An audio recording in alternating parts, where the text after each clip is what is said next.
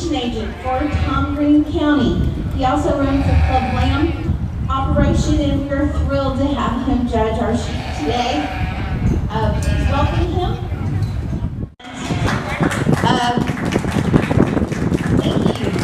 One of the big things I want to tell you all, you are on hallowed ground. This is the very first Bexar County Junior Livestock Show, Market Sheep Show at our grounds. We are super excited to be here. Thank you for being part of the very first group.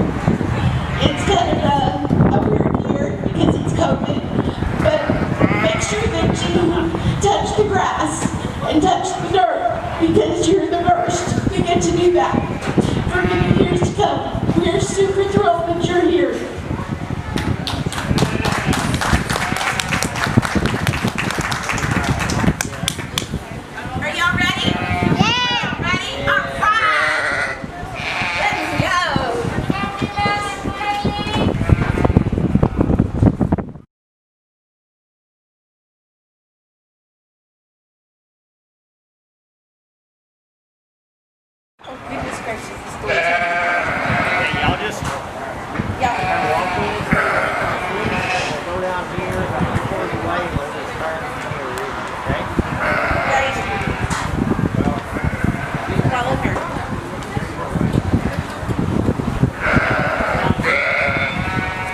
First call for Class 3.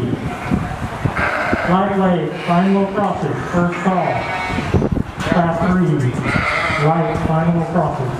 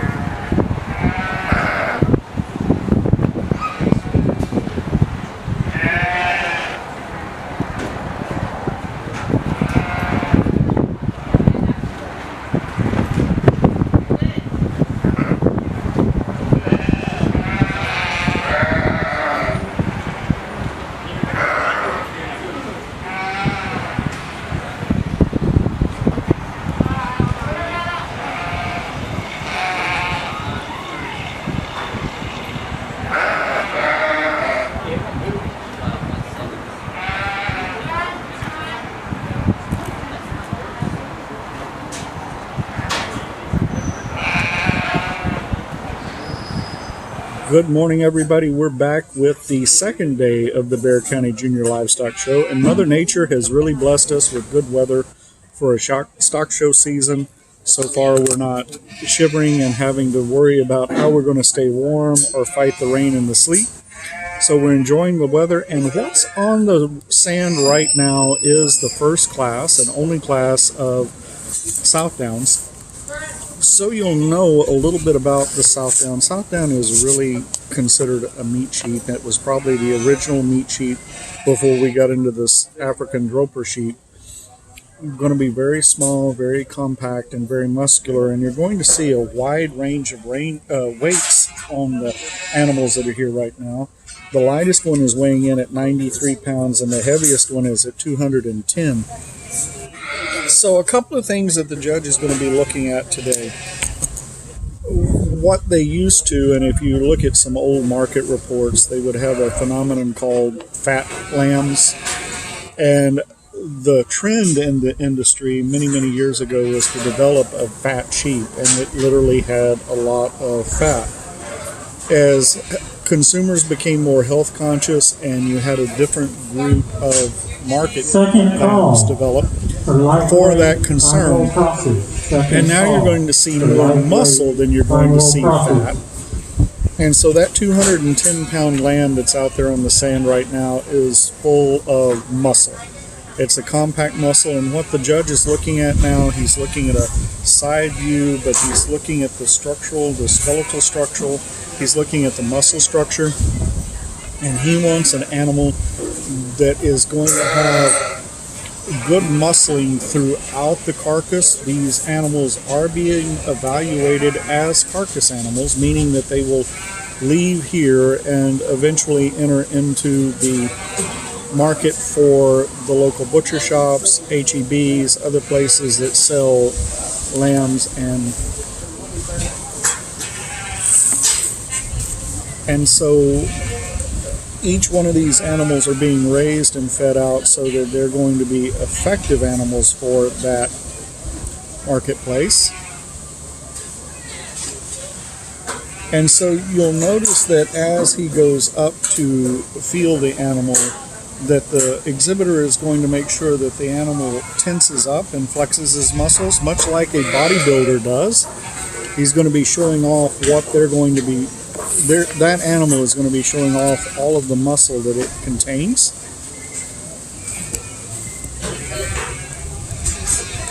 And you'll also see that he's going to be touching the animal around the rib cage, and the reason he's doing that is much like we talked about in the steer show, looking at cover.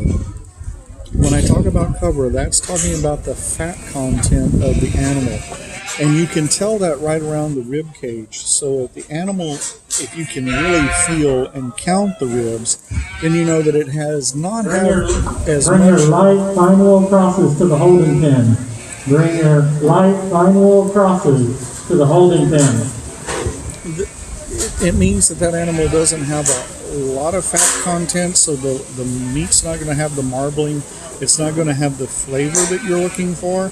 But by the same situation, if it can't feel its ribs at all, then you know that that animal has too much fat, and that meat's not going to be cut or grade as desirable as others.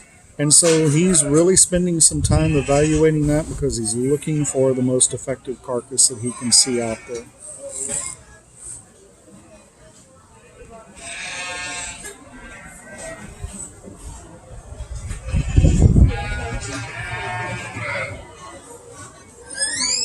So the judge is now making his first selections.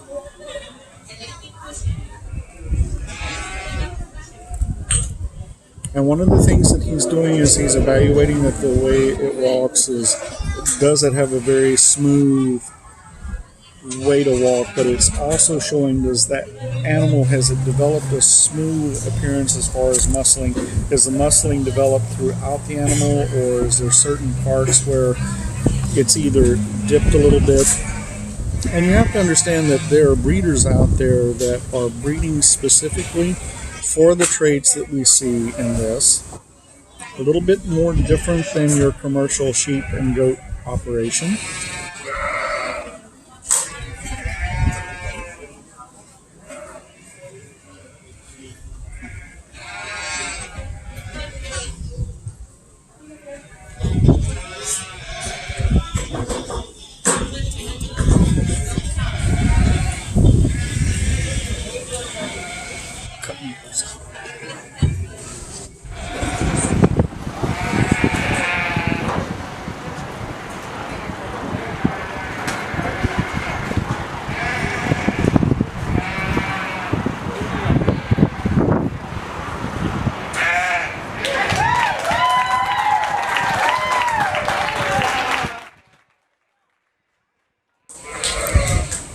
So the judge has made his final selection. He's got his top two there.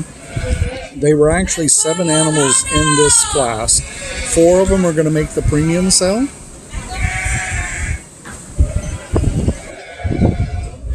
And so he is lining up the 2.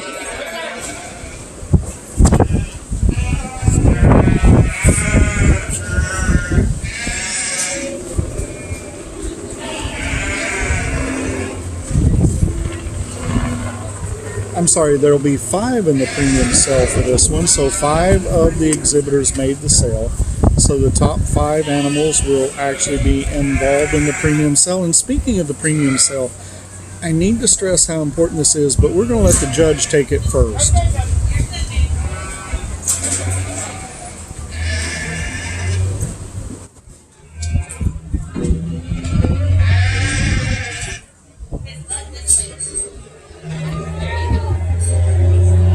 Good afternoon. I appreciate y'all having me back again this year. Judge y'all's county show, your Market Lamb show, and really enjoyed it last year. I know we're really going to enjoy it this year. Y'all couldn't have picked a prettier day in December here to have the county show. Maybe a little bit windy, and I'll try to block the wind off this mic, but I think it's a great day to be out here in your new facilities. So starting off with a really nice class here. We've kind of got some differences in here, and and types and kinds and ages and whatnot, but I understand that, and that's completely fine with me. I think we got two individuals here that really start the class pretty easily for me. When they walk in, we kind of saw these two, they work their way to the top really easily. I will start with this young lady's ewe lamb here to start the class. Just one in my mind, just in a class like this, where again, when we have the different types and kinds, one that just puts it together to me for the just most complete. I mean, this is a really nice, well-balanced ewe lamb there. The way she proportions up in her length of body, her height, her muscle thickness, her shape of rib, and with the skeleton just really balances up nice for me.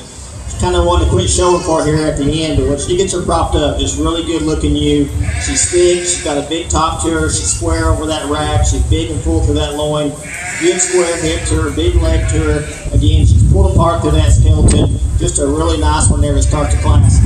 Maybe not the best heighted one in the class, but again, when you put everything together, a nice young lady to start the class. This young lady's Weather here in second, the smallest one in the class by far when you look at them, giving up several pounds there.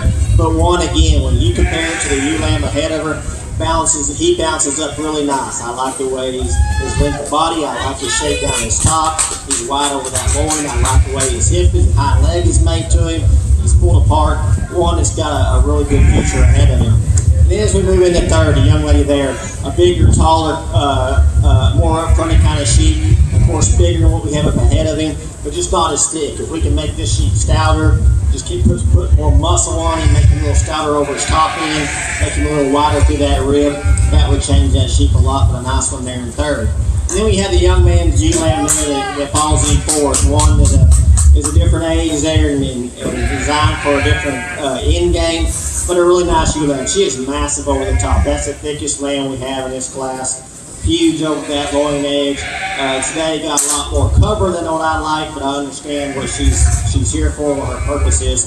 But a really nice breeding ewe there in this market class. The young lady there we have coming in fifth. One that we had over here on the side, she really got him propped up, really looked good. But again, as we compare what's up higher in the class, a sheep this size and frame, I just want to bulk them up some more, make them thicker over that top, get them wider at the ground, and just more pulled apart to that center cavity.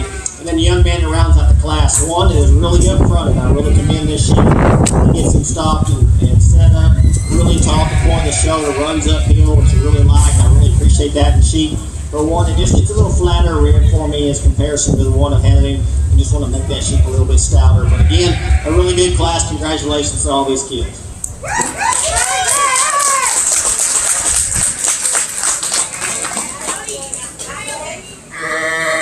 So that will conclude the Southdown class. What will be coming up next is going to be the Fine Wool Cross.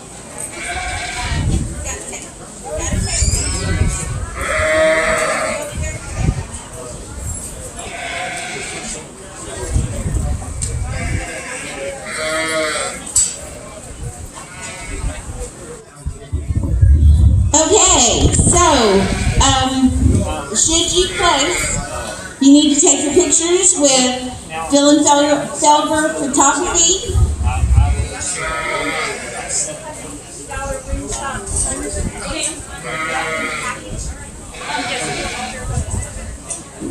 Okay, Dylan Felber Photography is also doing a photo package, $150 for all your ring shots and your backdrops.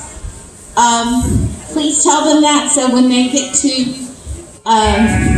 should you want your pictures, they can pull them all together at one time. It's $150 for the package. You'll need to talk to them about the actual, if you only want single pictures, etc. And it's on their website. And photos will be on the website tonight to order for the auction. Should you make auction, you are required to take a picture. And our Class 1 Southdowns in 6th place, Cody Vanis. 5th place, Haley Friesenhahn. And she made auction. 4th place, Stephen Moran. 3rd place, Haley Friesenhahn. Mila Friesenhahn. 2nd place, Jody Chacon.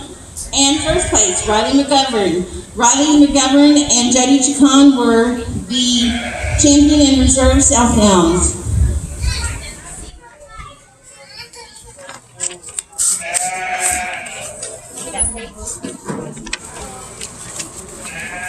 So the lightweight fine wool crosses have hit the sand and they're out in the ring right now. A little something that we have seen in evolution. For the longest time, the sheep was very important to American ranchers because of the wool industry. And so they would raise animals that they could shear and then also have a meat breed with them or use them for meat. But you're going to find that your fine wools were not as muscular. They didn't have as much meat content, so they really were produced for wool. As more and more ranchers stopped shearing sheep, and the wool market inside America has actually fallen because it's been replaced by Australia and some of the other markets.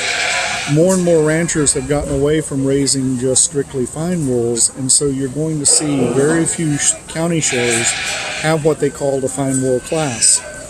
And that's happened here. The fine wool class itself doesn't exist anymore, and so you have one animal that is outside in the ring that is actually a true fine wool. And when I say fine wool, I'm talking about it might be a Rambouillet, it could be a Dorset, but its whole purpose was to be raised for shearing, for that wool that was going to be there. Now we also see a little different animal out there in this fine wool cross, and that is a groper sheep. It is from South Africa. It is bred primarily for meat. What makes it very unique as a sheep here versus the others inside the class is you don't have to shear it. The wool that it actually produces or the hair that it produces will grow thicker in the winter months and you'll have the cover, but then in the spring and summer it actually sheds through or loses that wool, something that its counterparts in this ring does not do. So the judge is going to be evaluating them. Once again, he's going to be looking at the overall carcass quality. That's the purpose of these animals, is to be a market animal. So he's going to be looking at the muscle structure. He's going to be looking at the skeletal structure. He's looking for a... Second call, heavy fine wool crosses. Second call, heavy fine wool crosses. He's looking for a lamb that is kind of wide across the top because that's going to be talking about the amount of meat that carcass can produce. So right now he's looking across the top. He's evaluating the loin. You're also going to see that he's touching the rib cage there. He's looking for the cover, how much cover this animal is carrying. And it's one of those balances that the exhibitor has to create. Do I have too much cover? Do I have too less cover? You've got to find that middle ground, so to speak. And one of the ways that the exhibitor does that is through their feeding program, but also these animals are exercised. Just like an athlete, just like a bodybuilder, they're put through an exercise regimen on a daily basis to help build that muscle tone and build that muscle that's going to be needed to make it a marketable animal. And so I said it yesterday, and I'll be saying it every day this week. These exhibitors have to exercise their animals on a daily basis. Just like that athlete, if I go out and I work out real hard for 2 weeks and I start putting on muscle and then I take a 2-week vacation, everything that I have done will be lost and I have to start all over. Now, one of the things that we're going to talk about here as far as the cross, a lot of these are either Suffolk or Hampshire cross with Last a fine call for wool. fine wool crosses. The reason that they developed that Medium cross, wools, be at the ready. That would be class 8 on the sheep. the reason that they developed these crosses was to create that vigor, to help them develop more muscle tone, help them produce meat quicker. And that's one of the things that you get with the crossbred animal. They get that vigor, they get that ability to produce faster. And so the breeders have actually selected traits that will show up, and so that they can actually make them happen a little bit quicker. The faster I'm able to get that animal to marketing condition means the less money that I have to invest in feed, less time, and that's what helps create my profit margin that I need to make. And that's one of the things that we've noticed in the last 10 years. The American farmer and rancher is having to make the same product, create the same things, but their profit margins keep shrinking each year. And that's something that these exhibitors learn, because they have to invest in the price of the animal, they have to invest in the price of feed, they have to invest in the care for this animal. And then at the end, and this is where you become very important, and that is being able to participate in the premium auction, because that's how these exhibitors earn their paycheck. That's how they earn money to put back into their project for next year, money to expand their project, buy better lamb, better animal, may transition from lambs to steers, lambs to pigs. But the way that that happens is through your generosity inside the premium auction. And speaking of generosity, this show could not happen without sponsors. And there are some wonderful individuals that have taken the time not only to volunteer their man hours to come out and set the sand inside the arena, to set the pins, to set the arena gates so that it's ready to go for the exhibitors. But there are some wonderful, generous business owners out there, one of those being Affordable Trailers. And thank you, Jason Oates, for your continued support of the Bexar County Junior Livestock Show. Without your generosity, this show would not happen. And that is Affordable Trailers. They're located at 8989 Highway 87 East, San Antonio, Texas. And you certainly can reach out to them at 210-648-2700. And he's got your parts, rentals, service of trailers. He also has truck accessories. Go out to Affordable Trailers, and when you show up, say, hey, thank you for supporting the youth and leaders up tomorrow at the Bexar County Junior Livestock Show. So the judge has narrowed it down to his top three, and he just placed those, and we're going to see them line up, and I'm going to let the judge take over here in just a moment.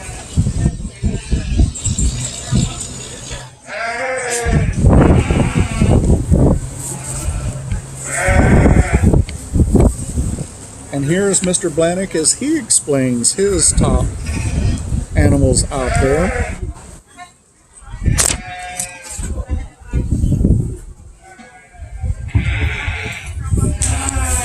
Well, a really good start to our final cross division here. A little bigger class than what we had a little ago, but do have one Dorper out here. But we're just going to judge these sheep for what they are and not discount one for being underweight or not underweight, but smaller in its class or what have you. We're just going to go out here and line them up with the most correct sheep at the top and work our way down to the bottom. The young lady's ewe-lamb here, the one that wins the class, one that when it came in, kind of had a little problems, lost her sheep, but when she got her stopped and got her parked, I really liked the sheep. One, again, as you heard me talk about in the previous class, when we look at these sheep, we put them together as the most complete, the one that has the most pieces that are closest to perfect or nearer to perfect and what my ideal market lamb is. This is the one that's going to have it. A really nice, touching kind of ewe lamb there. When you get your hands on her, she is fresh, she is firm to the touch, she is wide and fresh across that loin edge, she's got a big hip to her, I like the shape and turn to her leg, and then she's plenty pulled apart from it. She's got enough shape for rib, she's wide enough through that chest board. When she hits the ground and moves around, that's where I really like her. When she gets on the move and the young lady has her head up, she really moves out. You can just really see that natural muscling in her. And so this is a nice ewe-lamb there to start the class. The ewe-lamb that's in second here is the one that just most closely follows what our class winner is. Another one, actually, when she came in, I kind of had her pegged in my head. It was, hey, here's probably my class winner. As we worked through the class and got to compare them, one that she didn't quite have the touch, just didn't quite have the freshness and fullness over that loin edge, and maybe just not quite as stout as our class winner. But again, one that when you break this sheep down, this ewe-lamb down, I like the way she bounces. I like the way she's put together in her skeletal makeup. Round rib, good handling, plenty wide when she hits the ground. A nice one there in second. One that just really closely follows our class winner. The problem we have here is the Dorper. That's a really nice Dorper weather there. When it came in, I thought, it's a shame he doesn't have a class of his own or something smaller, because I really like the way he's put together. Again, balance is a big deal for me, and when we have classes like this where we have different types and times, you really got to go back to the fundamentals, and that's what we're doing with this Dorper and why he works his way all the way up there, even though he's giving up a lot of pounds. He bounces up, and when you get your hands on him, he's as big as racked as anything we have in the class up over his shoulders. Maybe one that's just not had the total pounds, but the proportionate of muscling that he has to his skeleton and to his weight and probably his age, he's as good as anything in here. But when we get to the top end, again, he just don't quite have enough. And a really nice Dorper there in third. Congratulations, young lady. And then the young lady there in fourth, another one that's really attractive. When she stops and gets him set up like that, I like the way that ewe lamb runs uphill. Does a good job. But when I get my hands on him, one, it's just not quite as bold and fresh over that loin edge is really where he kind of gets pushing forward. I do like her hip. I like her shape of leg, her rear leg, the way she's made, her shape of rib. But it really breaks down to right over that loin edge. I just want to kind of blow her up and make her floor over that loin edge to compare with those two top crosses at the top of the class. And then the young lady there in fifth, a bigger frame kind of sheep, one that's really pretty from the profile and from the side, got enough shape and muscle down the top, maybe one that I just want to blow and kind of pull apart through that chest and through that rib, make him a little stouter as he hits the ground. In return, we'll make him stouter over that top end. As we get down in that class, I hadn't talked to those kids, so we can just talk them out loud and parents can hear it too. We got some really good sheep down there in 6th, 7th, 8th, and 9th. Ones that, again, kind of like we have here in 5th, when they get stopped, they all like the profile, they're tall, top of the shoulder to the point of the shoulder. But as we get down there, we just kind of start running out of things that make that complete sheep or as close to perfect as we can try to make one. Those sheep, we want to make them rounder in their rib. They get a little flatter rib for me. In return, they just don't quite have as much shape and dimension over that top end. I get behind them. Some of them maybe want to pinch a little bit out through their tail head and through their hip. The young man there, second from the end in the 8th place hole, a good hip kind of ewe lamb. But when you get in front of her, she gets a little flatter through that rib. But a good set of sheep there. Congratulations to all these kids in this class. So there were 9 animals inside this class, and 7 of them are going to make the premium sale.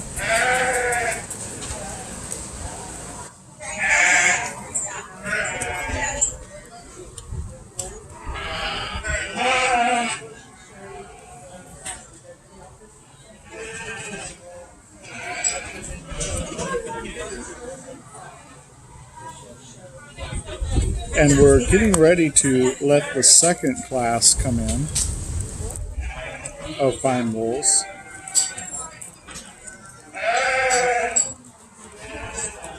Actually, I should say fine wool crosses.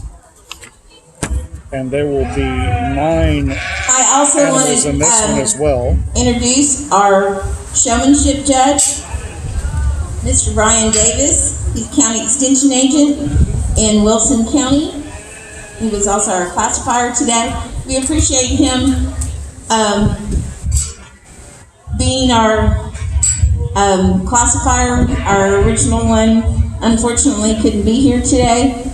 And he takes our phone calls at the very last second and always says yes. We sincerely appreciate him being able to do that for us today.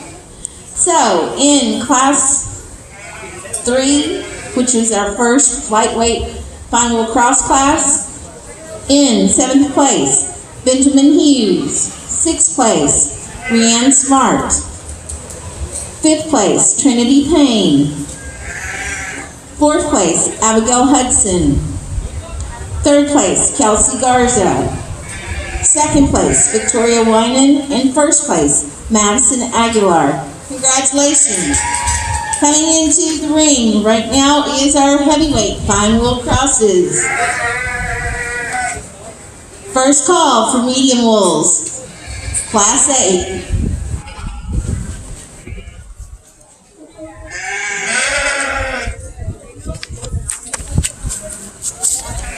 So the final class of the middle wool crosses, medium wool or fine wool crosses, are entering into the stand right now. Got a mouthful here. Now, to give you an idea, these animals range between 126 pounds at the bottom end of the weight, all the way up to a whopping 145 pounds. So there's almost a 20-pound difference. You're going to see that not as so much in fat, but actually in muscle. And if you notice the first animal that walked in, that is the true fine wool. And that was the animal that I was talking to you about as far as being raised for wool. That was the chief purpose of that lamb, was being raised for wool. And the lamb, if it was to grow to maturity, could have anywhere from 6 to 10 pounds. And some of them can go as high as 15 pounds of wool in one shearing. Typically, they are sheared once a year. It does not hurt the animal to be sheared. And actually, from a safety standpoint and a health standpoint, the animal wants to be sheared because it, if they don't, comes very hot in the summer for them. And so it helps with the animal as far as health. But if you'll notice out there, you can see a little bit of difference when I'm talking about muscle tone and muscle quality from the fine wool versus the cross. Cross is going to have a little bit more meat. That's what it is bred for. It's got that vigor that comes from being a cross than the fine wool itself. Fine wool is supposed to be a little bit taller, a little bit more lanky. Reason being is obviously because it's for the wool production.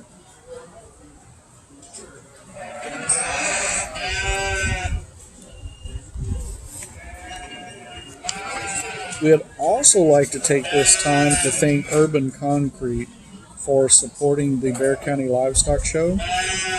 Guys at Urban Concrete, they have provided much needed support and I think that we need to remember, as Sylvia mentioned it at the very beginning of the show. Reminder, if you received a ribbon today, you need to come take your picture at the backdrop for the auction.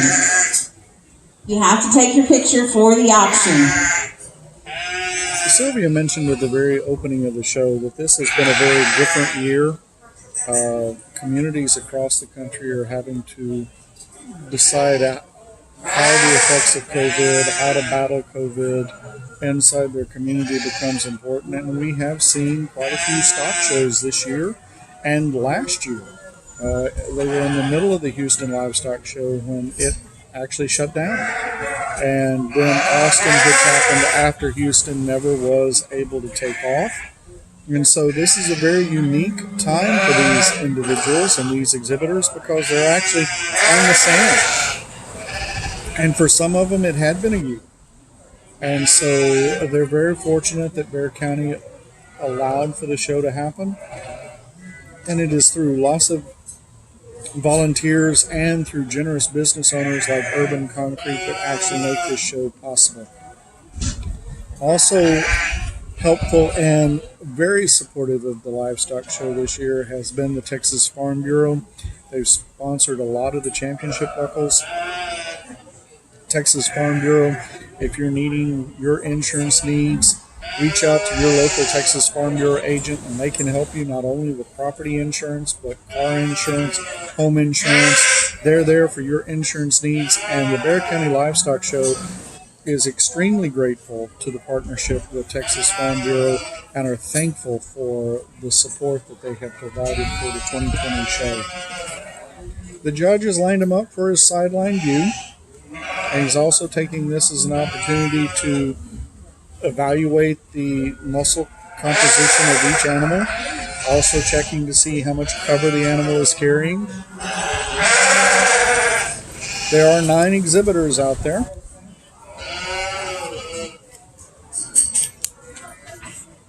And that means 7 will make the sale. 7 exhibitors will make the premium sale that will be held next Saturday at Bluebonnet Palace. And I can promise you that for most of these exhibitors, making that sale is very important because that's where they get their paycheck.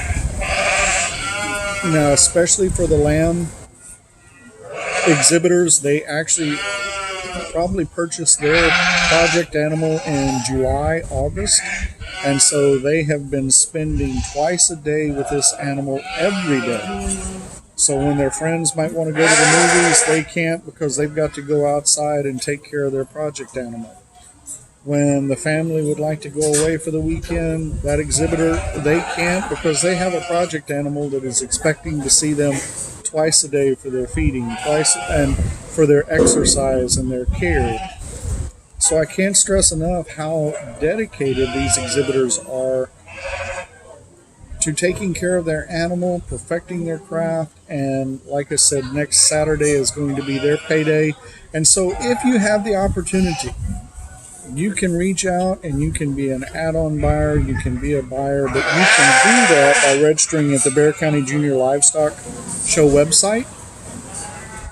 If you click onto their website, they will give you all the information that you need to be a buyer. And next weekend, next Saturday at Bluebonnet Palace is going to be the premium sale.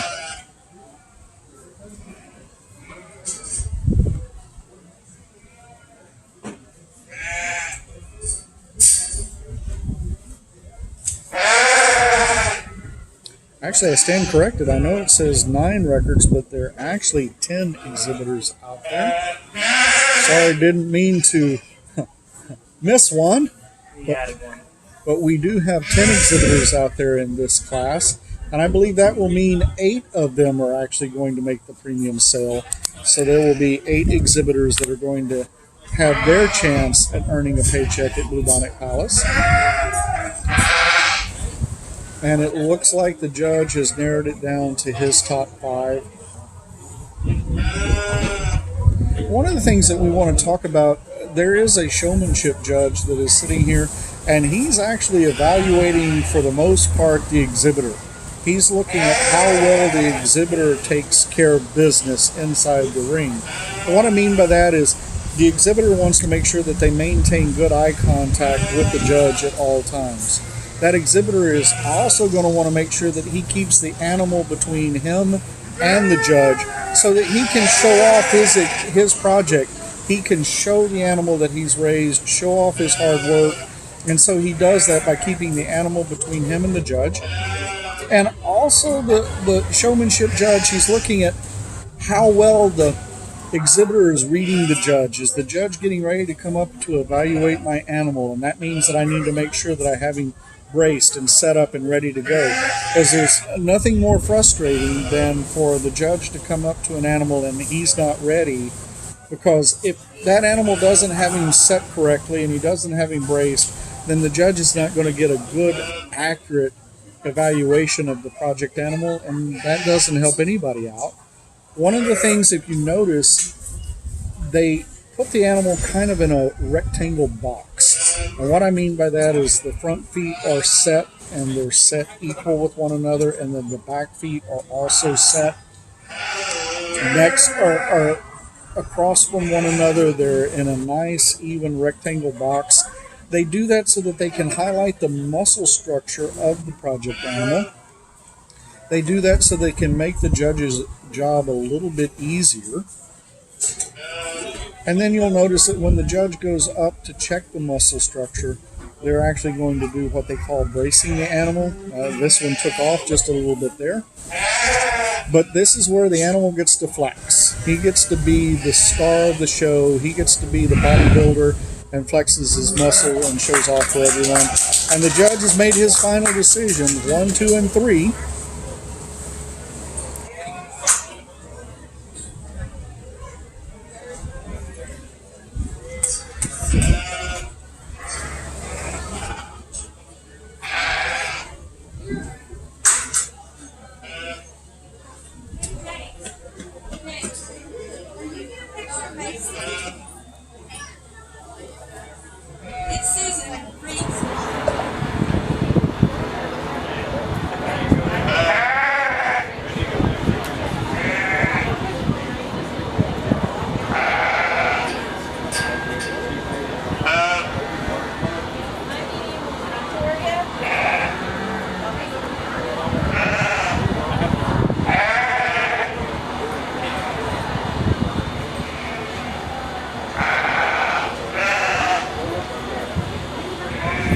class heavyweight final crosses here. We got one final in the class, we made top 5, and a nice class. We got 4 ewe lambs up here at the top. A lot of them are real similar, but there are some differences you have to kind of decide and work through as we go. The young lady's ewe lamb here that's going to win the class. Again, one that is probably more correct in her finish today than anything else in the top 4 in terms of finish over her ribs. But when you get your hands on her, I mean, she's got a big group on the top. You can see right there, she's big and rolls over her rack. She's fresh handling for me today. A lot of that, she's got some burns. Well, basically with the girl in the red. When you get behind her, I like her shape to her hip, I like her shape to her leg, I like the way the ewe gets around. She's big, she's full apart. Just a good, nice, clean one like you've heard me talk in the other class there to win the class. The young lady she can have there in second one, just kind of kept working her way up in the class. One that has She knows exactly where to walk out there. Big and bold over her top. She's got a big rack to her. She's rock over that line. A little pressure over that lower end compared to our class winner. But when I get behind her, when I get off to the side of the sheet, things are just kind of a little bit deeper down through that chest forward. She's just a little flatter to that rear turn towards her leg. Really nice in there. Second, young lady did a good job showing that sheep. Just kind of getting worked up all the way to the class.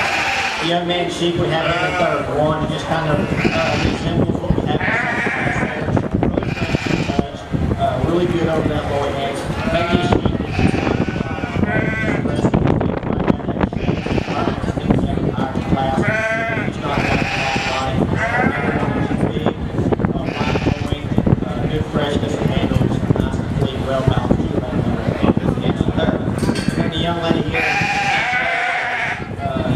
Cross ewe lambs are really pretty and eye-opening from the side. I mean, that's really what it sells.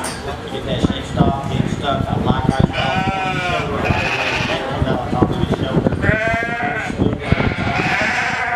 Behind that sheep, just kind of runs. She runs out of gas. She's not quite as wide. Pull down that top. Quite have as much shape to her.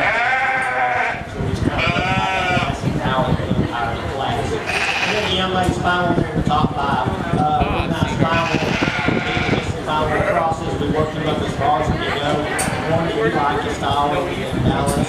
I like that hip, I like your leg. He's got a groove to his top. One knows that when he gets prepared, he can apart like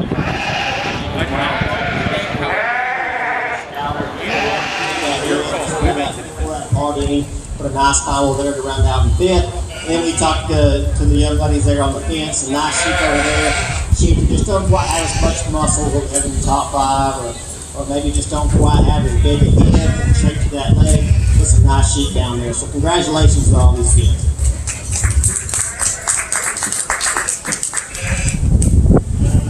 And that concludes our 2 classes of fine wool crosses.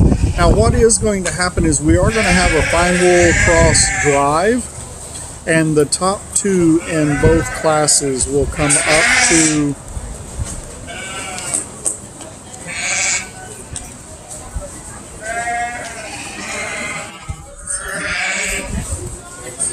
the top 2 of them will come up or compete against each other for the championship. They will be competing against each other for the champion fine wool cross. And so they're getting ready to bring in the 4 individuals for that one.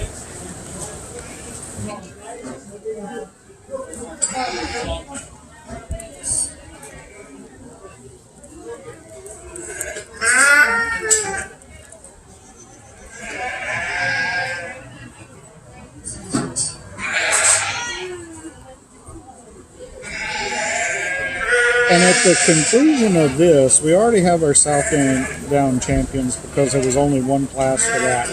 But at the conclusion of the classes, you're going to have the championship drive, and you will have the top 2 Southdown, top 2 fine wool, and top 2 medium wools that will actually compete against each other for the grand champion of the show.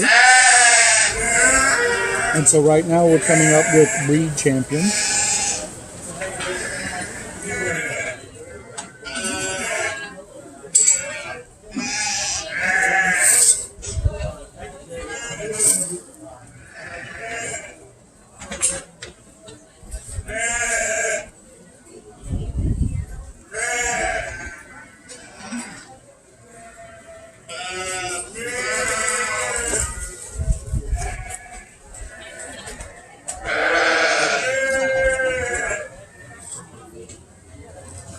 So we're getting ready to find out the results from Class 2. In our heavyweight final cross class, 8th place, Barbara Cook. 7th, Alexa McGrath. 6th place, Alexandria Salazar. 5th place, Jada Mosley. 4th place, Elizabeth Weinman. 3rd place, Roger Barnett. 2nd place, Abigail Hudson. And 1st place, Macy Daniel.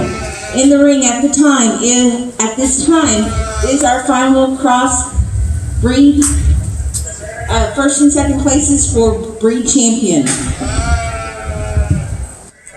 And first call, be at the ready. Class 2 of medium wolves, which is class 9 on the paperwork.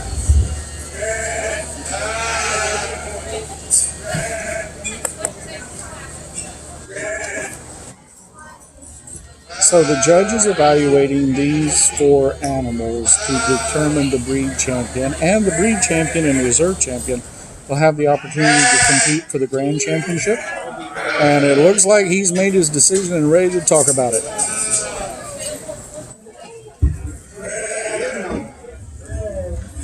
Those who come out here in our final cross breed division drive, we got our first and seconds out here from each respective class. And it's a really nice sheet that we talked about in the class and the reason why they ended up there. As we compare these 2 first place ewe lambs, 2 different classes, you talk about the lightweight. One, it's just really complete, really bounces up for me. It just really puts the most things together to the fullest in that class. One that when we get out here and look at compared to the heavyweight, maybe just a little more youthful, maybe just a little more immature in terms of the way she maybe gets a little higher to her rear flank, maybe not quite as strong over those loin edges as we'd like, but one that's still, that's plenty youthful, plenty fresh to the touch, good shaping, expression of muscle over that top end. Maybe has just a little more squareness, a little more firmness in her heavyweight. But one you can tell maybe just a little greener, maybe just a little more immature as compared to our heavyweight. When we get to our heavyweight, one we talked about a while ago is the most closest to being correctly finished in that class. One is you compare it to the lightweight, maybe just a little more mature, just a little further along in age, but still, again, one is powerful, massive. You like the shape of the rib, you like the shape on the top. Maybe when you get behind it, maybe not quite as big and square after that hip as our lightweight, but another one that just really represents that heavyweight class. And so when you sit back and look at it, you got to kind of evaluate. We talked about that. We put these sheep together. We try to paint the picture to we have the most complete sheep, the one that puts the most pieces and parts together. It gets us closest to what an ideal market lamb will be. And so with that being said, we're going to go ahead and use a young lady from the lightweight class as your champion, final cross, and we'll follow that with the heavyweight class winners, reserve champion, final cross. Congratulations, kids.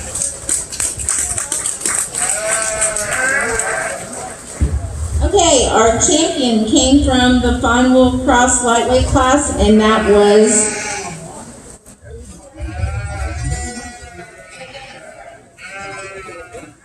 Madison Aguilar. And our reserve final cross came from the heavyweight, and that was Macy Daniel. Congratulations.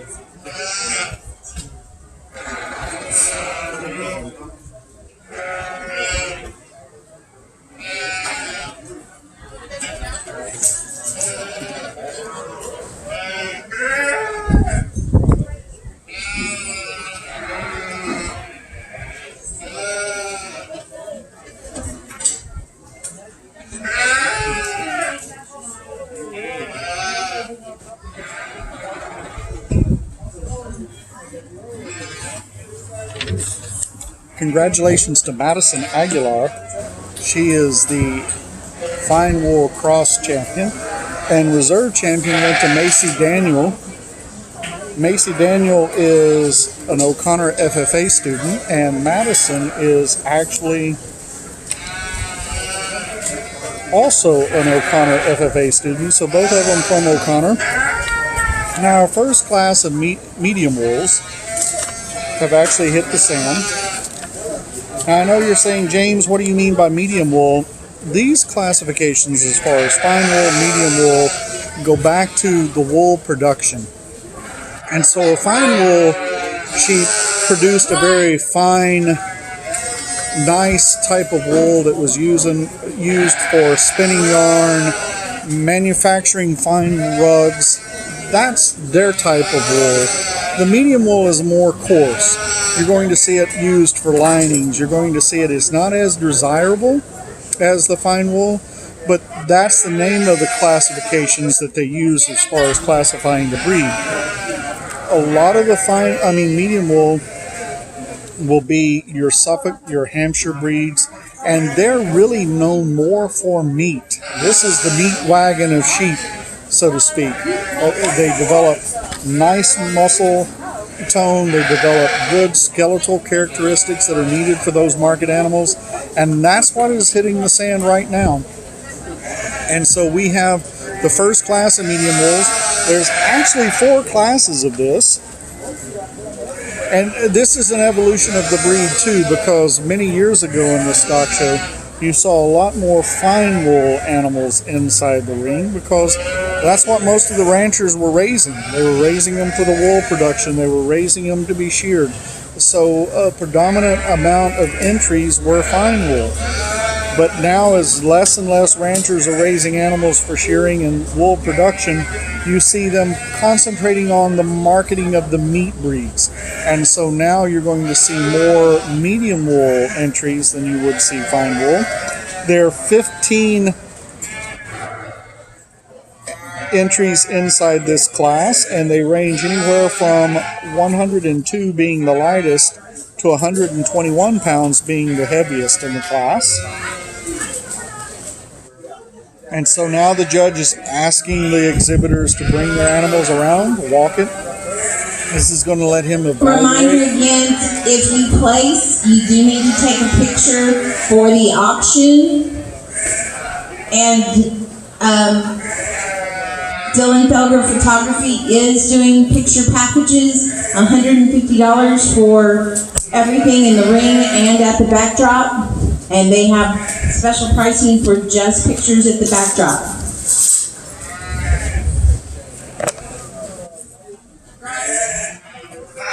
So also a reminder, if you are in the holding area, you do need to have your mask on in the holding area. You are not required to have it on in the ring. So one of the reasons that the judge asked the exhibitor to make the animal walk is it allows him to see this muscle structure in movement. He gets to see if there are some defects. Maybe there's a part of the skeleton as far as muscle structure that is not as developed or pronounced. But it also lets him see how well they move inside the ring itself. Because once again, these animals are getting close to marketing finish, but if they're going to be entering into a feeding facility to be finished out to continue growing, then they want to make sure that this animal can make it to the trough, make it to the feed source.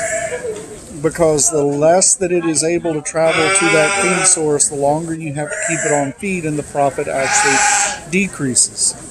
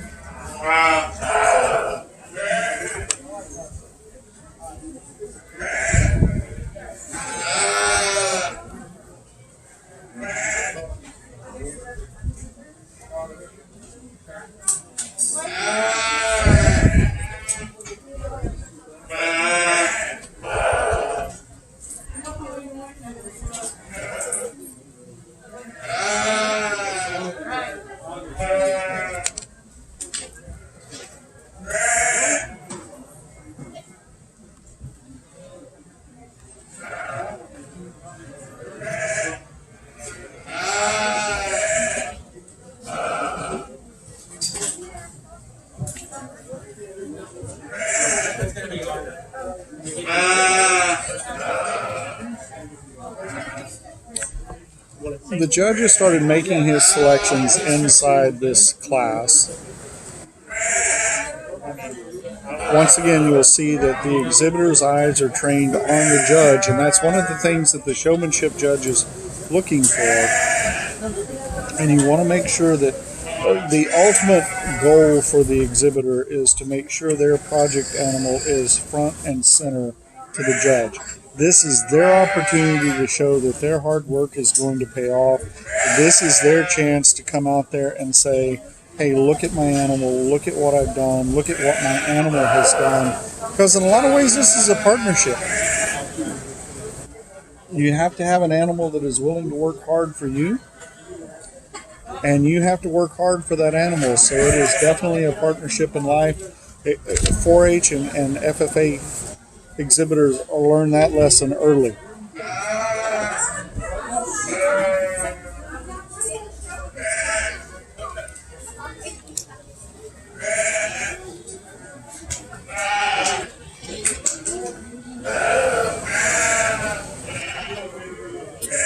So 12 exhibitors will actually make this sale, the premium sale in this class.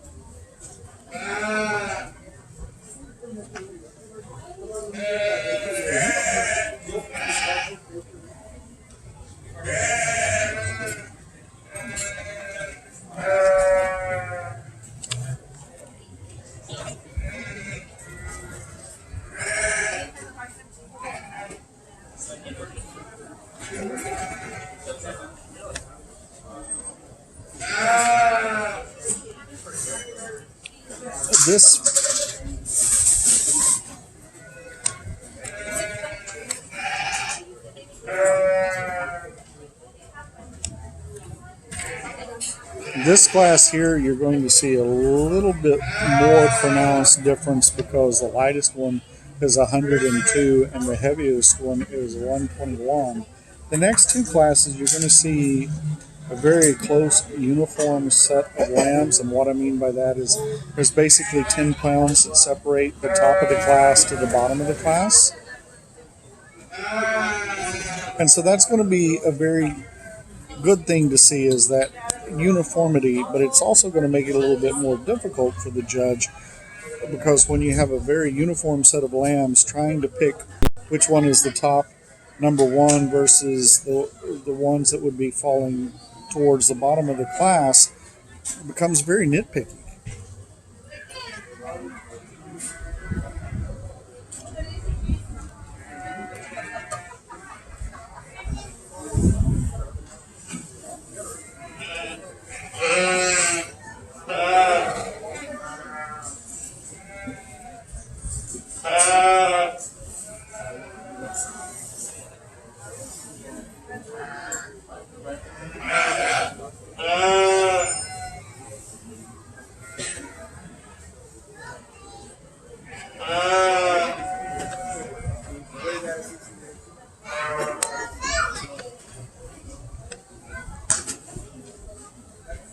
So the judge has finally got his selection down to the top 5.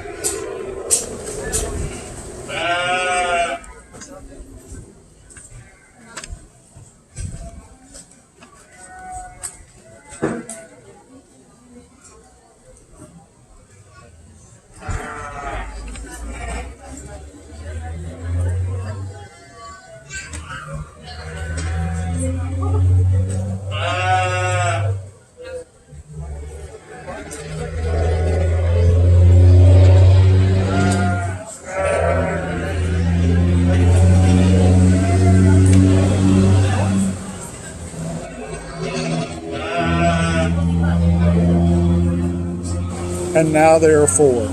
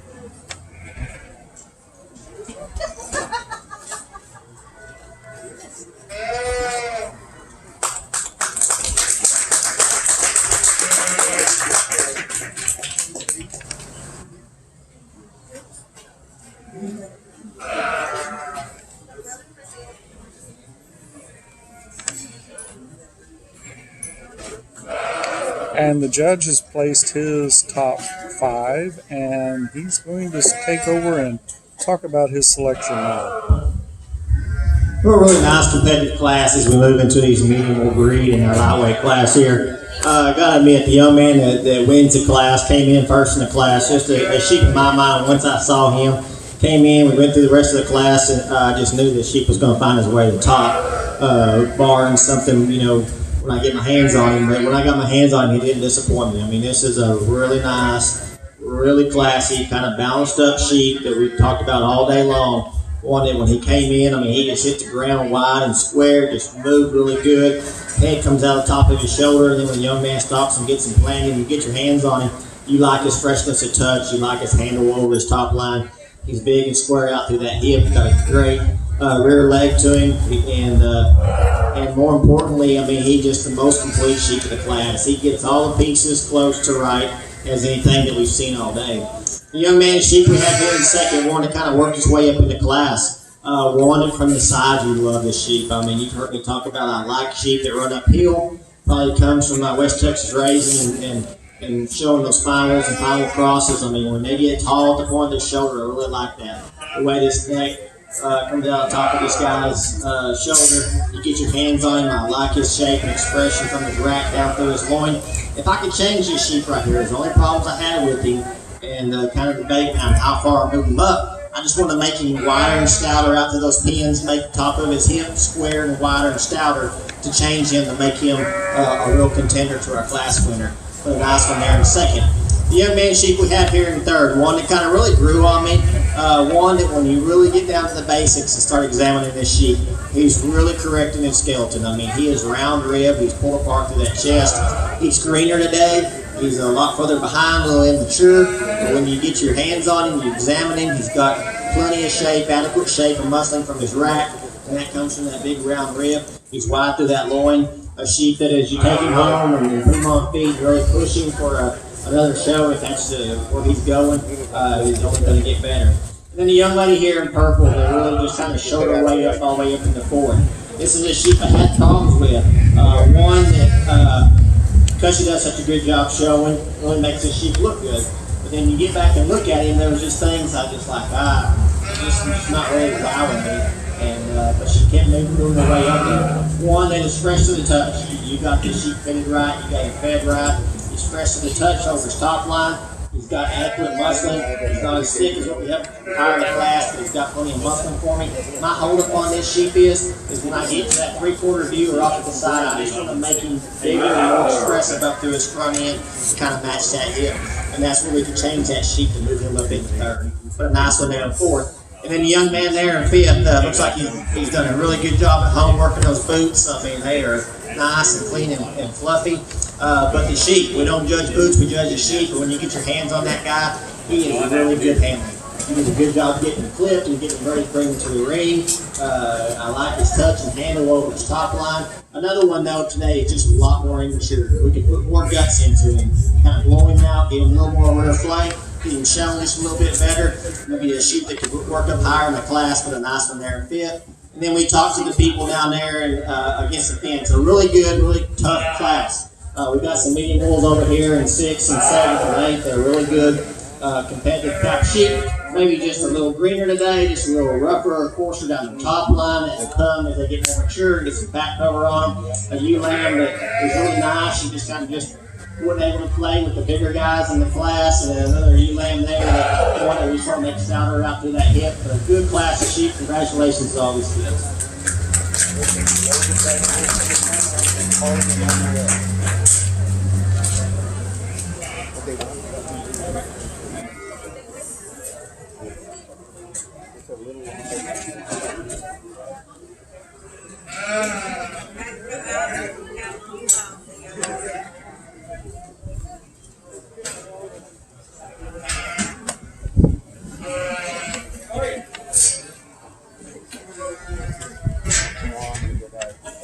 Second class of medium wolves are entering the arena now. There are 15 exhibitors in this class as well, and they range in weight from bottom end 123, top end 135.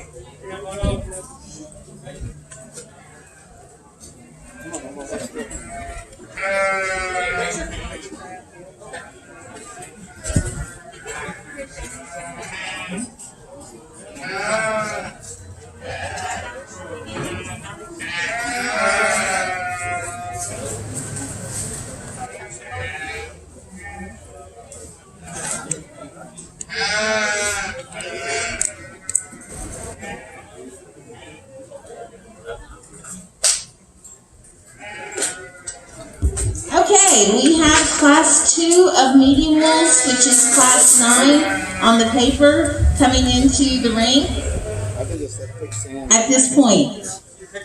So those of you that are in class 10, start thinking about it. In class 8, 12th place, Madison McInerney. 11th, Barbara Cook. 10th, Dylan Garza. 9th, Elizabeth Narvaez. 8th, Brady Hughes. 7th,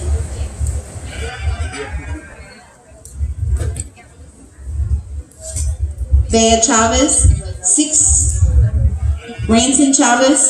5th, Christopher Jones.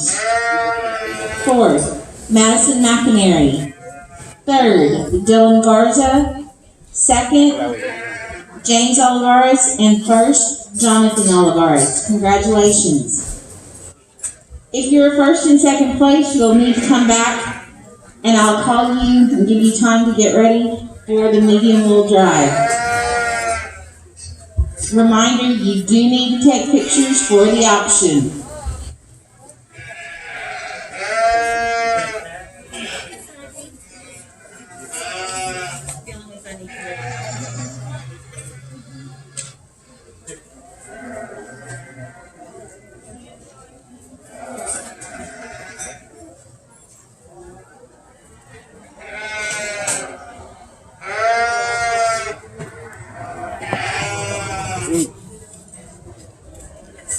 There are 15 exhibitors in this class. They will take the top 12 to the premium sale.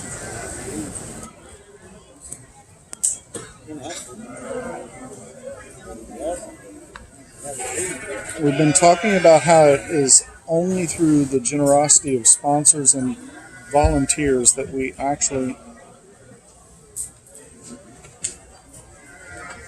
are able to pull off or have this show. And Reminder, we do need to be social distancing. If you are a spectator, please have your mask on.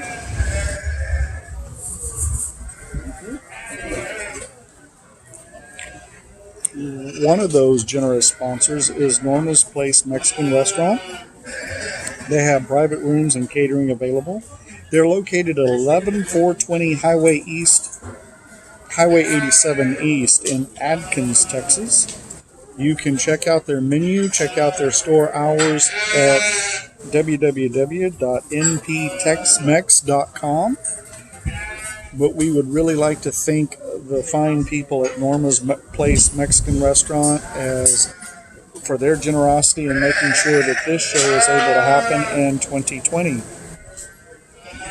If you are interested in being a show sponsor, or if you are also interested in signing up for the premium sale as a buyer, please go to the Bexar County Junior Livestock Show's website, and you will find a tab there where you can click and become a buyer for the show. It's very important because this is the way these exhibitors get their paycheck, is through the generosity of the buyers. And so if you want to show your support for the young people in Bexar County, then please go to the website, click on the tab, become a buyer, and support the youth and leaders of tomorrow at the Bexar County Junior Livestock Show Premium Auction. And that auction is going to happen next Saturday at the Bluebonnet Palace. What a great event center, what a great venue to have that sale. You'll be able to come out, enjoy yourself. You'll also not have to worry about the elements of the weather. Come out, have fun, and support the youth and leaders of tomorrow, and that is your 4-H and FFA students. And that is the Bluebonnet Palace. You can become a sponsor, you can become a buyer by clicking on the Bexar County Junior Livestock Show website. Have all the information for you to take part in the 2020 sale.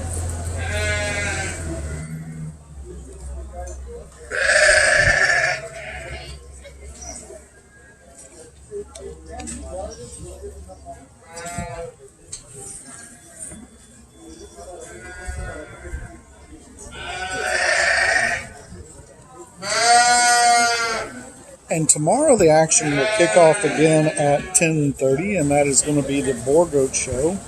And then they're expecting about 12 p.m. to have the Market Goat Show.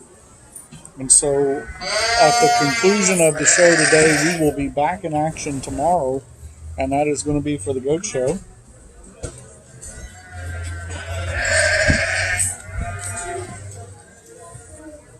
And we'd like to give a shout out to A to Z Rentals.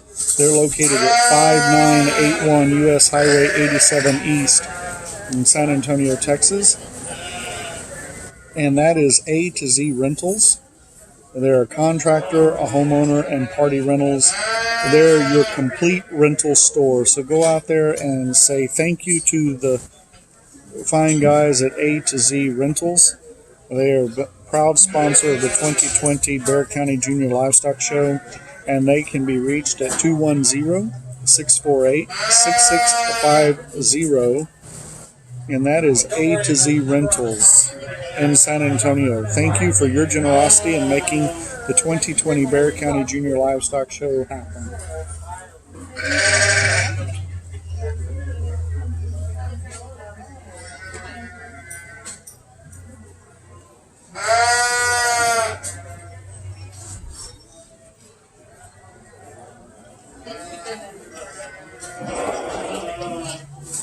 And if you missed the action of the show ring, or you want to relive the action of the show ring, we will have the complete show up on our YouTube channel. You can find that at Helotus Echo YouTube. And we will have the complete recording there, so you can go back and watch your favorite exhibitor as they work hard to bring their project into the ring and show it off for the judge.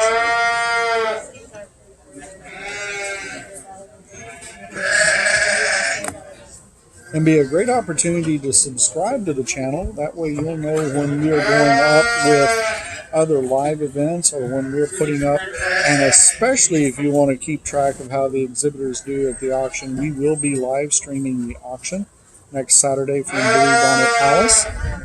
And the easiest way to get that notification and to stay on top of the action is to subscribe to the channel, and that is YouTube. Look for the Helotus Echo and you will find the channel there.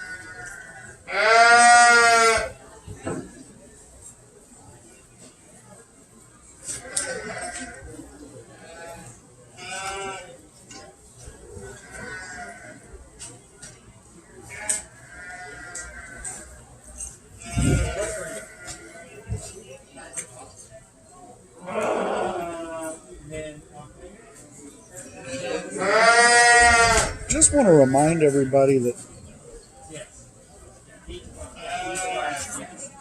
animals are just like people. When you take them out of their natural surroundings or what they're used to, it can really make them act a little bit differently.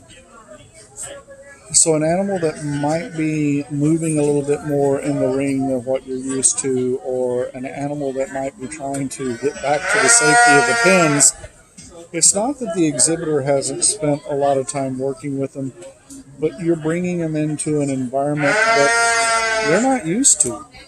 There are more people around, and with this wind picking up out here, it's actually blowing some of the signs and some of the other drapes that are inside the arena. And of course, when the animal sees this, he becomes a little concerned, a little nervous, a little scared. And so he may act a little different than you're used to.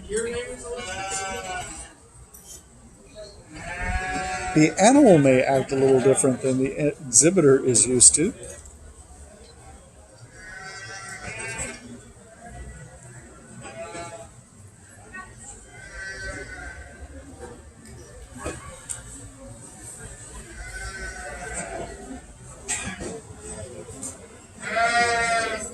And if you'll notice, the judge is really spending some time studying this, and one of the reasons being is because this class is a little more uniform in size.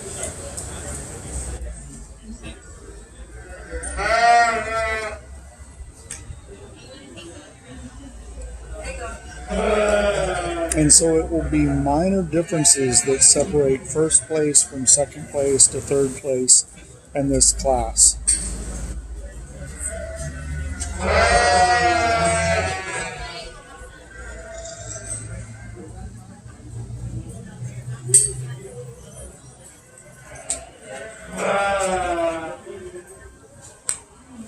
And the judge has narrowed down his selection to the top 5.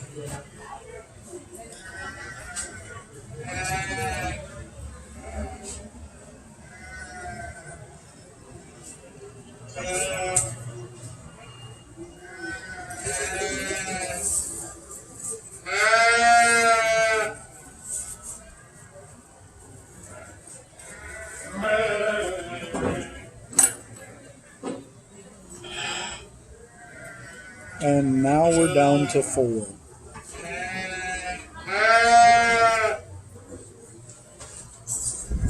As a reminder, the top 12 placings in this class will make the premium sale. A little difference between premium sale and the actual animal sale is Bear County is not a terminal show. What I mean by that is the exhibit, the project animals that are here will continue onward. They may go to San Antonio, Houston, Austin, Fort Worth. Some of them will be in action again soon at the Walter Gerlach Show, which will happen towards the end of January. And we're now down to our top 2.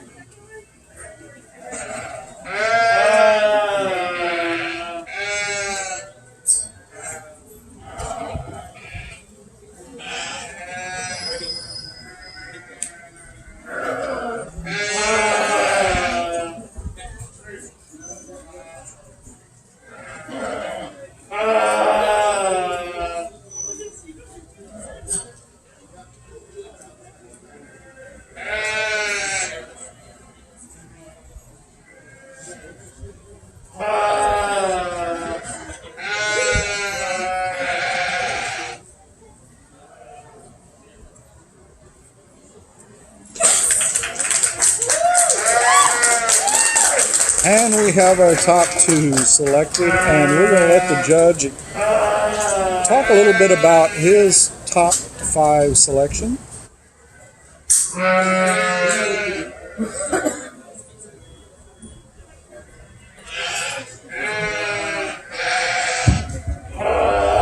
Well, much like our lightweight class, another really competitive class in Mickey Morris here as we get in the second class. Really good top 5 up here. 2 really good individuals out here to start the class. The blue kind of natural ewe-lamb, and then the white belted happy looking wether the young man has. 2 sheep that when you get them side by side and compare them, I mean, they're close. They're really close, and I think from the outside looking in, I think you could switch that pair and you could talk it to me, and I could agree with you. But in my mind today, the young lady's ewe-lamb is just a nickel fresher maybe in her touch, maybe just a nickel wider out through that hip, and maybe just a little cleaner, fresher feeling as compared to our wether in second. But I mean, that's just really splitting hairs. 2 really good sheep. I mean, this ewe-lamb here is just really classy. I mean, her neck, long neck, comes out top of her shoulder. You get in front of her, I mean, she's got a big forearm to her. She's wide through that chest. She's still clean through that chest. And then you get your hands on her. She's probably just a little crisper and bolder in her rack as compared to the one in second. Wide and full down through that loin, fresh handling. I like her cover. I like her lines. Yeah, maybe you will make her just a little bit deeper through that rear flank, but again, that's just kind of getting nitpicky there on a really good one. And you get behind her, I like how wide and stout she has out through that hip. The young man there in second, one that I will grant, his sheep's a little fresher over that loin as compared to the blue sheep. A little bit wider, just a little bit fresher. Again, I mean, we're just split hairs. It's minute, but he is, I will give him that grant. Another one is really classy. Both these kids did a great job feeding these sheep and getting them fitted and shown today. This sheep is fresh to the touch. He's firm and handling. He's big over his rack, down through his loin. Talked about his loin. I love his hip. Maybe not quite as stout as our class winner. Maybe not quite as crisp and square in that rack as our class winner. But again, really close. A really good pair there in this class. The young man's ewe-lamb there in third. One that just kind of falls in there. I mean, it's a good top pair there. When it comes down here in third, one that really good, really fresh. That's how she worked her way up in the class. I mean, we love to handle this sheep. Square over her rack, big, wide, and full over her loin. The freshest over her loin in the class, but also one that's got more cover to it, so he's got to be fresher over that loin. But a really good ewe-lamb there. One that's put together really nice, wide, rolled, bold, and pulled apart. Then we get down into fourth and fifth. 2 sheep down there, maybe getting a little more mature in their design and their makeup. 2 really stout sheep. The young lady we had here in fourth. One just getting a little coarser up to that front, maybe just not quite as attractive. When you get your hands on them, just as stout and massive as what we have higher in the class. When we put it all together in the picture, we just don't balance up. We get a little wastier through that chest floor. We get a little deeper through that chest floor. We don't have as much stringer rib as what we'd like to see. But a good stout one there in fourth. And then the young lady rounds up the top 5. Another one that's fit really good. I like her handle. I like the freshness. But in terms of competing high in the class, one that just doesn't quite have as much mass, just not quite as attractive up to the front end. It's a little quicker, a little shorter through that neck than I like to see. I want to make her a little taller to the point of the shoulder. But a good class, competitive class. Congratulations, everybody in here.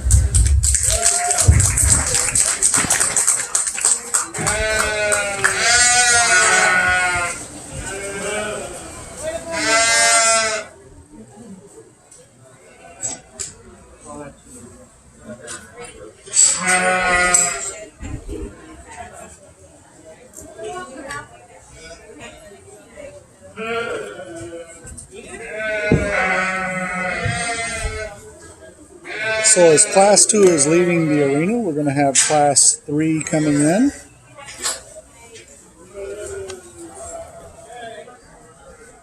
And it's actually Class 10. I say Class 3 of medium wools. There's 16 inside this class.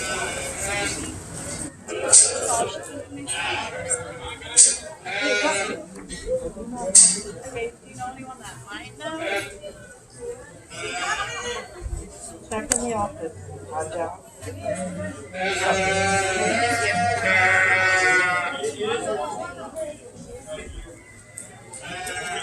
And in this class, about 11 pounds separate the bottom from the top weight, 136 being the lightest of the class and 147 being the heaviest. And they are coming into the ring now.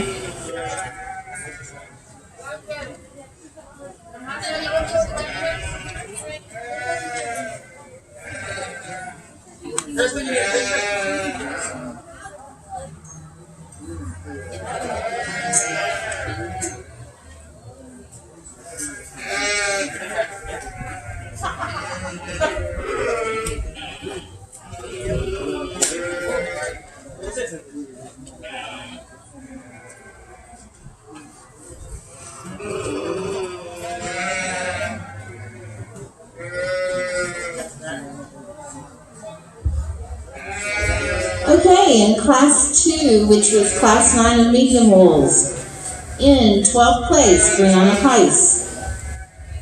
11, Alea Garza.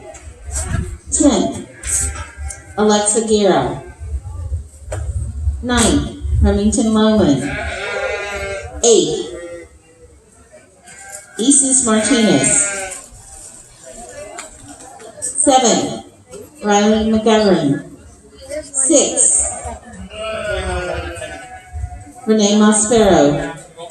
5th, Crystal Tondry. 4th, Trinity Payne. 3rd, Elias Martinez. 2nd, Reed Chavez. And 1st, Madison McAnary. If I didn't do justice to your name, sorry guys. At this time, we are fixing to call in our last class of medium wolves. Please take your time getting here. If you are a first or second place medium wolf, start thinking about getting them ready to bring back for the division drive. If you are a breed champion Southdown or reserve, breed champion final, cross or reserve, y'all start thinking about getting them ready as well for the grand drive. Don't bring them yet, I will call them. Reminder again, I know many of you have multiple animals back to back to take your pictures. They are required for the auction. And as we work through that we get those pictures done so that we can have them uploaded and ready to go for you this evening. Showmanship will be after the grand drive, approximately 10 minutes later. So we are going to start with junior showmanship. All juniors will be called back for junior showmanship. So if you are a 300 number, you will be coming back for showmanship if you so choose.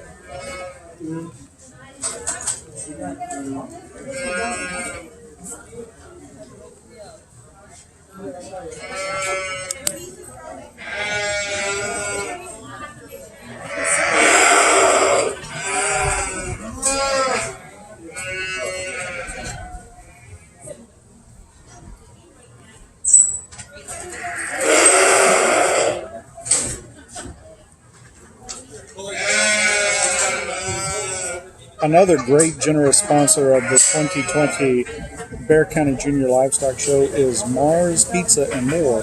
They're located at 1218 Nacogdoches Road in San Antonio, Texas. Renee and Martha Luan. And they can be reached at 210-599-7400. And that's Mars Pizza and More. Go by, grab a pizza, and say, hey, thank you for supporting the Bexar County Junior Livestock Show. This is the third class of moving bulls. There are 16 exhibitors in here.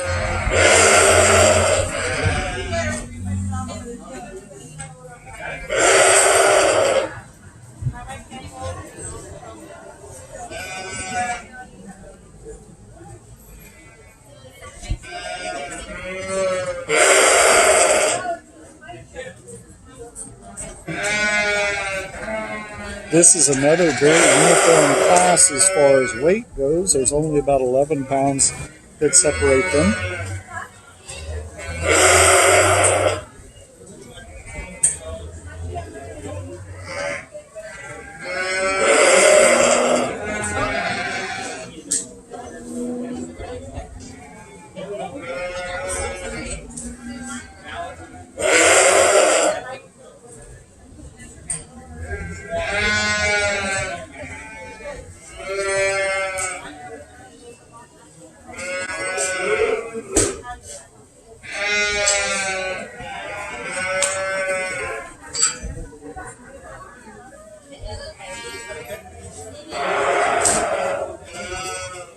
And the judge has started making his places.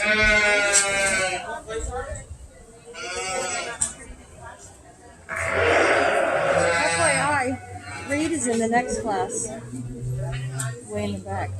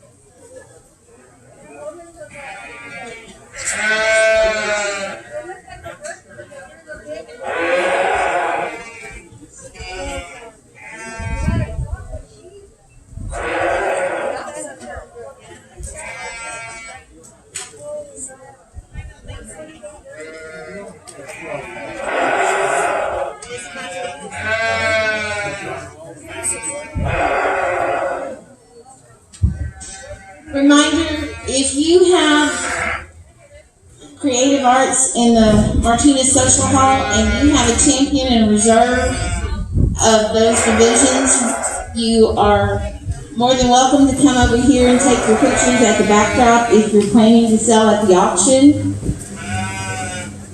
Just a reminder that that is available to you.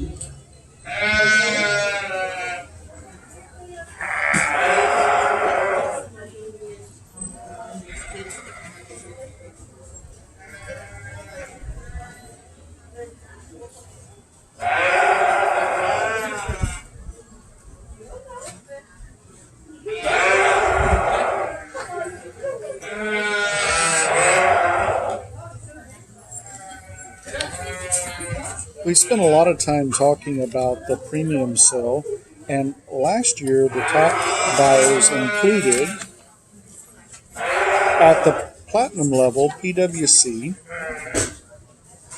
and at the gold level Arno's Welding, HEB, O'Connor FFA Booster Club, Jack Anglin Memorial Foundation, and Big State Electric Company. Included in the silver level as the top 25 buyers, AMP Boosters, Madison FFA Booster Club, Oink Incorporated, The New Generation, Frijon Trucking LLC, RTM Construction Company Limited, John Wayne Heating and AC Limited, Swingin' S Farm, PMI Pipe, Show Kids Events SKE, MCO, Republic Services, Joe Reese General Contractors Ltd, Jupy Mills Wendland Feeds. And in the bronze level, there was San Antonio Firefighters Association, San Antonio Police Officers Association, River City Oral and Maxillofacial Surgery, Dixie Plywood, Rush Enterprises Incorporated, Keller Material Ltd, and Ring Cattle Company. Those were the bronze level for the top 25 buyers at the 57th annual premium sale. And without support and without generosity from the local business people, the 58th annual premium sale would not be a success. So if you're interested in being a buyer, if you're interested in supporting the young exhibitors that are out here today and for the rest of the week, and make sure you click on the Bexar County Junior Livestock Show link so that you can come out and see them and support them at Blue Bonnet Palace next Saturday. Sponsors of the show include Capital Farm Credit, Texas Farm Bureau, and Silver Eagle Distributors.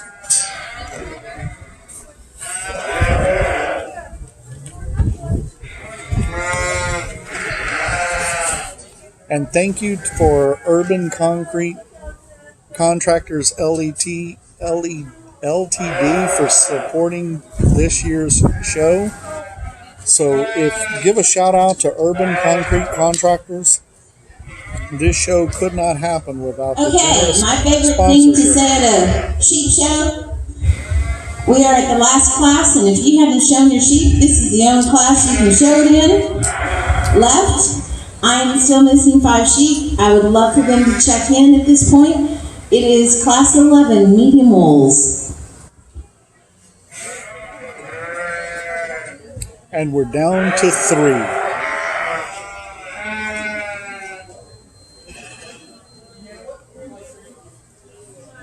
And now there are 2.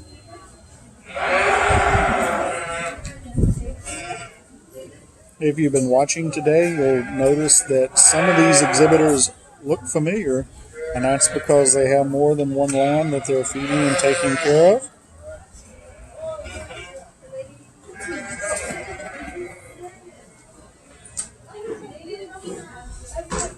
Our third place finisher in this class was also in the Southdown class.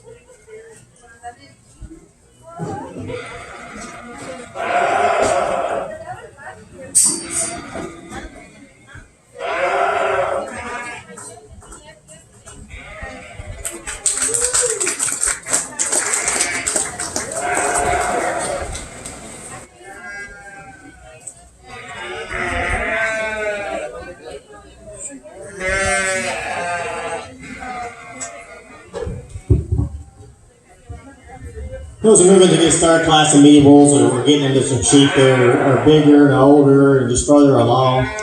Maybe some sheep in here as compared to the other classes I didn't just really gravitate to just as quickly. Maybe some of the sheep that just have some problems in my mind. Maybe not quite as competitive as our other classes, but still, I'm not knocking it. It's still a really good class, especially the top 2 here that kind of work their way to the top. I mean, this young man's amp-looking pairing sheep here that wins the class 1 that, again, just really good to the touch. I mean, he handles really good. He's fresh to the touch. He's firm. He's plenty thick down his top. Got some shape to his rack down through his loin. Big square hip. Maybe just a little bit fresher touch to the touch today than our blue sheep. That's why he's going to win the class. The young man's blue sheep there in second, one that just really attractive from the side. I mean, you like the way this weather pops up. You like the groove down his top. You like the squareness and shape through his hip, down through that rear leg. The only problem is when I get my hands on him, just not quite as fresh today as what we have in our class here. Not quite as fresh or as square or flat over that loin as we'd like to see. Maybe not quite as stout when you get to analyze it in terms of overall just muscle dimension. but two really nice sheep there to start the class with. The young man's ewe lamb there in third. One that's really nice. I mean, when you get her stopped and you get her looking at her, you like that sheep, you like the way she's made and put together. One that you like to move higher in the class, but that's as far as I could get her. This ewe lamb, I mean, she just cannot move. I do not like the way she gets off on her rear legs. She's just way too short, tight, restricted, too choppy for me today to use up any higher. We want to change those things. If you can't get around the pen or the pasture, really no use or the feedlot. I mean, this is a market class. So we want to change that about her, but other than that, just a really nice ewe lamb. Ewe lamb there in fourth, the big, massive one. I mean, you see the groove down the top, all the way from over here, big and massive. As thick as anything in this class. But in terms of putting it all together, we're just not as smooth. Just get a little coarser put together. We get a little wastier or more mature through that front end, a little deeper through that chest. When it's just not as attractive from the side, looking higher in the class. And then the young lady rounds out the class one that was kind of giving some fits. Never really could get a look at that sheep, but when you get your hands on that sheep, you really like him. I mean, you like his freshness. He's really fresh to the touch. He's big and full down that top line. We just want to kind of get him stopped and get him grazed and